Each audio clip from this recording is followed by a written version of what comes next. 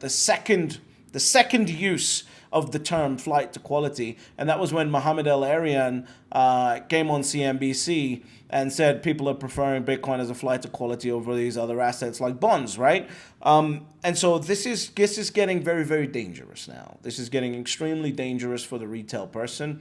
And again, I need you to subscribe to my channel, because not only because, you know, the faster you subscribe, the harder it spanks the YouTube algorithm to get Bitcoin content out in front of other people. The day that the ETF is approved, the retail era of Bitcoin ends and the institutional era of Bitcoin begins. Think about how powerful that statement is.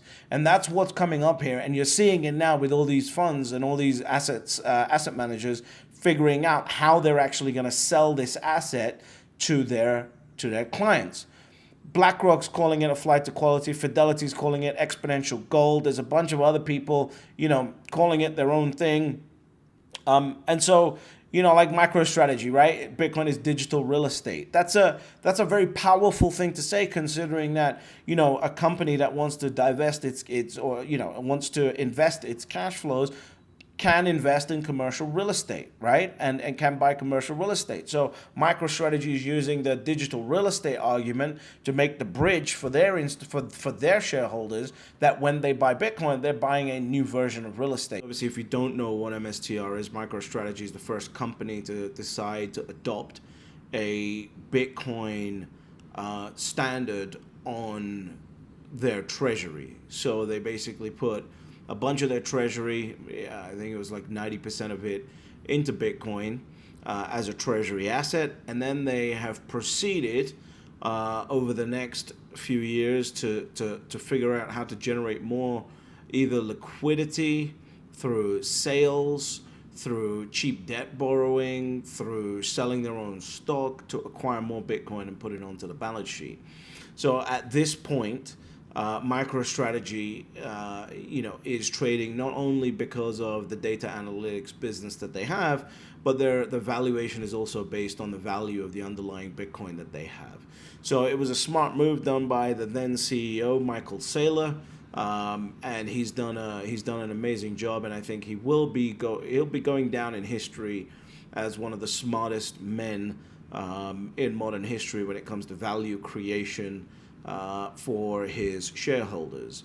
So all of this is marketing, and the key thing that's going to happen here is 50,000 financial advisors worldwide will be calling approximately $130 trillion of capital over the next 5 years using these specific taglines that are being tested in front of your face, and everyone's still going, oh, you know, like I'm going to $10 a month DCA.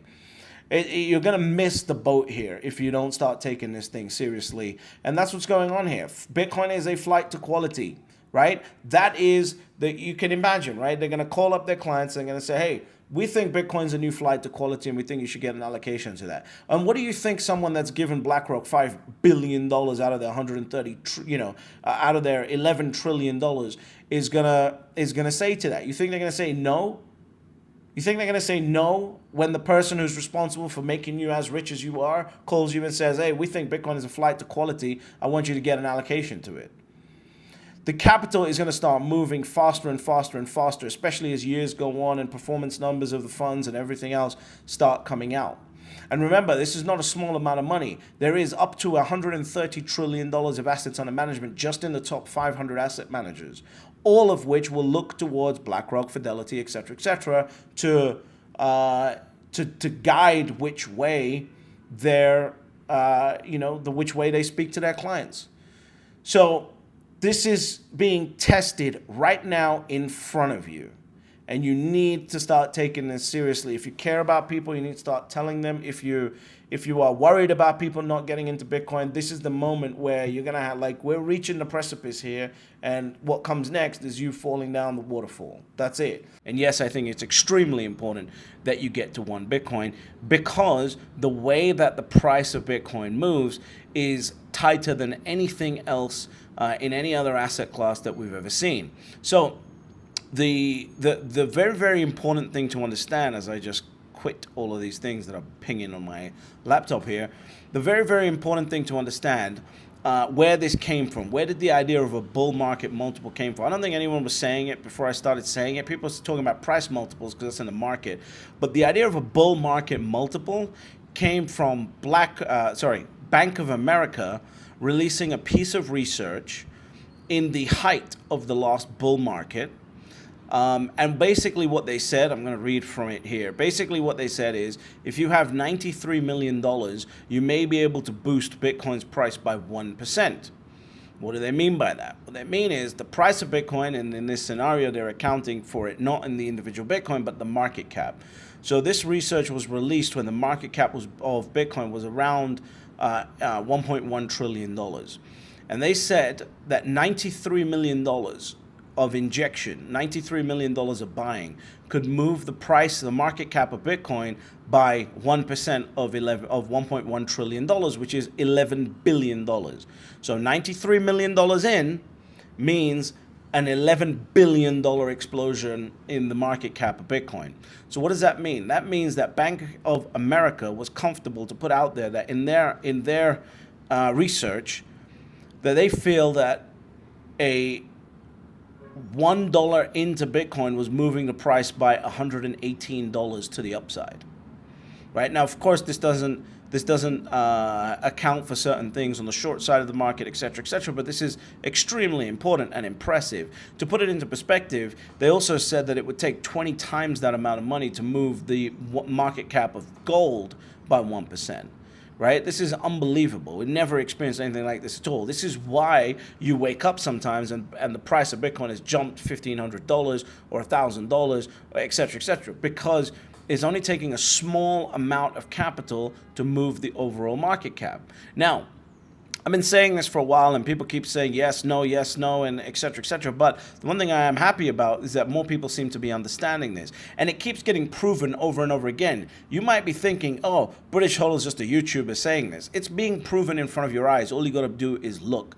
So when that fake ETF tweet came out by Cointelegraph, which spiked the market up, if you actually have a look in that 30-minute window, what happened to the market cap of Bitcoin is that it went up $57 billion in 30 minutes. Do you really think that $57 billion went into Bitcoin within 30 minutes when in the entirety of the last bull run, it was probably about $20 to $25 billion of injection that went into Bitcoin itself?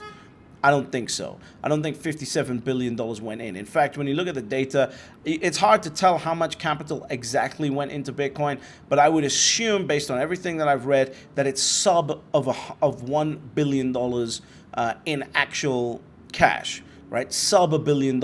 If I had to guess based on everything I've seen, I'm saying sub $1 billion just to keep it a little bit more conservative. If I had to guess, it was somewhere around $400 million in 30 minutes that went into the market. But even if we just look at the $1 billion, assuming a billion dollars moved inside of 30 minutes, which, by the way, I don't think there's that much capital yet on high frequency trading systems set up to go into Bitcoin at this point in time in such a short period of time. I don't think the liquidity is that big yet. But assuming it was, you're looking at a 1 to 57 multiple in the bear market just based on a tweet about the ETF, not the actual ETF coming out. Now, why does this happen? It happens because price of an asset is set at the margin of supply, not the overall supply. And so, I wanted to take this time to just let you know that I think it's extremely important to listen to what these institutional players are saying. I know a lot of Bitcoiners don't like listening to institutions because it's like, oh, institutions, I don't give a shit about institutions. Bitcoin doesn't need institutions, etc., etc. That's a lazy mindset.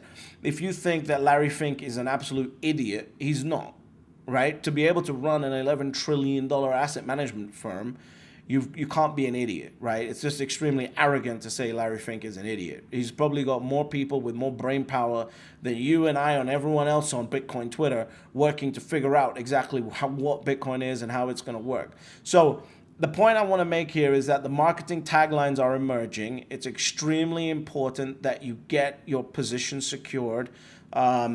if you think that's the right thing to do. And if you don't, then I would highly recommend going and doing your own research and reading and getting your understanding to where it is. So, I don't want anyone sitting there that's watching any of my videos going, hey, I had the cash to buy one Bitcoin, but I didn't. And now an ETF is approved and the fucking world just spun on its heels. I don't want that. So that's why I'm trying to get this message out there as soon as possible, trying to highlight, like, okay, what's going on in the world and how are they testing these taglines. And BlackRock's testing these taglines because for Mohamed El-Erian to repeat the exact same thing 2 weeks after Larry Fink does it, that you think this is, come on, you think that this is just random? You really think that this is just random? Right? You don't think that they have marketing departments. You don't think that they have people designed to, and their job is to figure out what the best way to convey a particular message is, right? What do you think they did with ESG, right? ESG, they were trying to sell it for so long, it didn't work. Larry Fink had to write a letter and say, if you want capital from BlackRock, you will become ESG, right? That was the ultimate way. But they're going to start selling it first. You're going to start selling with the honey first. So I want you to realize that this is getting extremely serious. Start paying attention to the tagline. Start paying attention to what's going on. And it's amazing to me because there's a lot of people that will say, oh, I just completely missed what was going on. No, you just weren't paying attention. So instead of acting arrogant and talking about, oh, I don't care what the institutions do, start paying attention so you can actually start understanding how the game works. The game started working as soon as they applied for an ETF. That's when their game became public. Before that, their game was private. And that's more dangerous. Now it's easier because it's in the public eye. They're doing it right in front of your face and you're sitting there going, oh, maybe I don't need to tell the people that I love to get into Bitcoin. Oh, maybe I don't need to worry about that. They're literally doing it in front of your face. And you're being arrogant by saying, I don't want to do this. We need to get people to one Bitcoin because they are not going to stop. And despite them continuing to sell Bitcoin to their clients up front, right in front of your face, there are still only 3 rules to Bitcoin. Step number 1, you buy Bitcoin. Step number 2, shut the fuck up. And step number 3, you get fabulously wealthy.